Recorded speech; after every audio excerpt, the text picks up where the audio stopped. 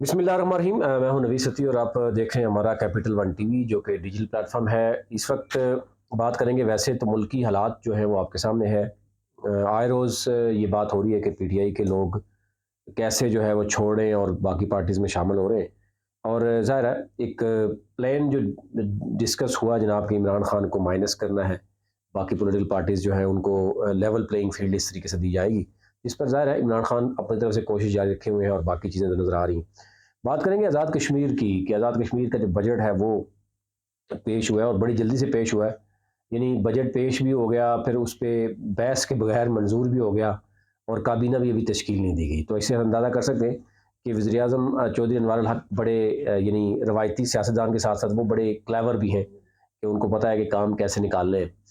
Any how दो आज़ाद कश्मीर का 2 खरब 32 अरब 4 करोड़ 76 लाख रुपए का टैक्स फ्री बजट जो है वो सामने आया है। और एक बड़ी तादाद जो है वो उसमें ब्यूरोक्रेसी, अदलिया और डेफ़िनेटली इन्हीं के ऊपर एक बड़ा बजट जो है वो खर्च होता है। साथ-साथ बात करें कि वज़ीर-ए-आज़म ने ये तो कह दिया था कि अभी तक जो उनकी कारकर्दगी है, वो सिवाय ये बताने के कि जी मैं 10 अरब लेके आया हूँ, 8 अरब लेके आया हूँ, मेरी फलाने से मुलाकात हुई है। फिर वो करप्शन, शुरू में तो करप्शन की और हर एक बात करता था, हमने भी आपको बताया था कि करप्शन की वो बहुत ज़्यादा बात कर रहे हैं, लेकिन आहिस्ता-आहिस्ता वो खामोश होते हुए नज़र आ रहे हैं। अब क्योंकि मामला है कि जितने भी हुकूमती बेंचों में बैठे हुए लोग हैं, उन सबको वज़रा बनाना है। उसमें पीएमएलएन, पीपल्स पार्टी भी है, उसमें इनके अपने पुराने दोस्त तहरीक इंसाफ के भी हैं, खुद ये तहरीक इंसाफ की टिकट पे इलेक्शन लड़ के जीते हुए हैं, आए हुए हैं। तो अब एहतसाब किसका होगा, आप इसी से बाखूबी जानते हैं कि जो पहले 16 वज़रा जो है वो बहुत मुश्किल थे, अवाम पर वज़न कम था, अब जो है वो 30 वज़रा जो है वो उसके थ्रू ये एहतसाब करेंगे। एक तो ये कि कोई किसी किस्म का लॉजिकल नज़र नहीं आ रहा। दूसरा, तमाम तर बजट में तमाम तर तकारीर आप देखें, कहीं भी वज़ीर-ए-आज़म जो है वो अगर अवामी नुमाइंदा है तो अवाम को पावर्स देने की उसने कितनी बात की। बल्दियाती नुमाइंदे जो इख्तियारात जो थे वो ऑल्दो कि ये जहाँ पर बहुत ज़्यादा यानी मसाइल का रही हैं आज़ाद कश्मीर में सरदार तनवीर इलियास की इशू में, लेकिन सरदार तनवीर इलियास में एक बल्दियाती इलेक्शन दे दिया। शायद जो जो उसके नाकदीन हैं वो भी समझते हैं कि उसने ये काम वो जो किया उसने डंडे के ज़ोर पे किया। वफाक ने भी उसमें काफ़ी हद तक रुकावट डाली और पीटीआई के अपने लोग भी रुकावट डालते रहे, नून लीग, पीपल्स पार्टी बड़ी हद तक रुकावटें डालती रही है, लेकिन वो इलेक्शन करवाए। अब या तो अनवर अल हक इसलिए बल्दियाती नुमाइंदों के हवाले से उनको पावर्स देना नहीं चाह रहे, उनके ऑफिसेज़ के लिए अखराजात नहीं देना चाह रहे कि वो सरदार तनवीर इलियास ने जो है वो उस पर काम किया, या वो उनको ये चीज़ें पसंद नहीं है, वो भी डिक्टेटर का रोल प्ले करना चाह रहे हैं। तो शायद एक वजह ये भी हो सकती है। लेकिन किसी भी मामले में आप देखें, उनकी पहली तकरीर से लेकर आज तक किसी जगह पे भी उन्होंने बल्दियाती नुमाइंदों के हवाले से उनको पावर्स देने की बात नहीं की। असल तो जमहूरियत की रूह ये है। लेकिन ये कह देना कि मेरे बटन खुले हैं, मेरे कपड़े इस्त्री नहीं होते, एक फ़कीर वज़ीर-ए-आज़म है और उस फ़कीर वज़ीर-ए-आज़म से ये सारे काम जनाब करवा रहे हैं, तो ये चीज़ें बिकती नहीं हैं। अब चीज़ें चेंज हो गई, सोशल मीडिया का दौर है, बच्चा-बच्चा जानता है कि आज़ाद कश्मीर के नौजवानों के लिए प्राइम मिनिस्टर ने क्या ऐलान किया। आजकल आईटी का दौर है, टेक्निकल दौर है, कितने लोगों के लिए रोज़गार पैदा करने की बात की गई। बल्दियाती नुमाइंदे जब जमहूरियत की बात की थी तो उसमें बेसिक जो है वो जमहूरियत की रूह जो है ना वो तो बल्दियात है, उस पर कितनी बात की। एनी हाउ करप्शन के हवाले से उन्होंने कुछ भी नहीं किया। एक अमजद परवेज़ जो है, जो पहले ही आपको पता है कि बहुत सी चीज़ें चल रही थी कि जनाब सिगरेट चोरी हो रहे हैं, जो सिगरेट की पैदावार बहुत ज़्यादा हो रही है और टैक्स चोरी हो रही है, कम हो रही है, कोई भैंसों के बाड़ों से निकल रहे हैं, कोई अब तो इसी से अंदाज़ा कर सकते, अभी तक वो यही कर सके। एक शख्स को उतारा और उसकी जगह दूसरी लगा दिया, और एहतसाब बिल्कुल एब्सोल्यूटली जो है ना वो किसी का नहीं होना और होगा भी नहीं। यानी करप्शन के इल्ज़ाम में जिस बंदे को आपने उतारा है, तो या तो साबित करें कि करप्शन हुई है और उसको सज़ा भी दें, ताकि आवाम को भी पता चले और बाकी आने वाले लोगों को भी पता चले।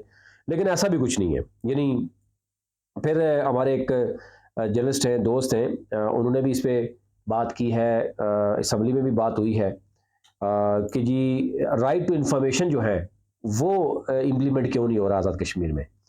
तो तकी अल हसन जो कि एक निजी टीवी चैनल के साथ भी रिपोर्टिंग करते हैं और जर्नलिज्म को यानी वो प्रैक्टिस भी करते हैं, इन्वेस्टिगेटिव स्टोरीज़ भी करते हैं। तो उन्होंने भी इस पे आवाज़ उठाई जो कि वज़ीर-ए-आज़म ने उस पर बात तो की है, एप्रिशिएट किया है कि ये मामला होना चाहिए। लेकिन ज़ाहिर है रूल ऑफ़ बिज़नेस होना, उसको इम्प्लीमेंट करना, ये देखना होगा कि क्या वो करेंगे या नहीं करेंगे।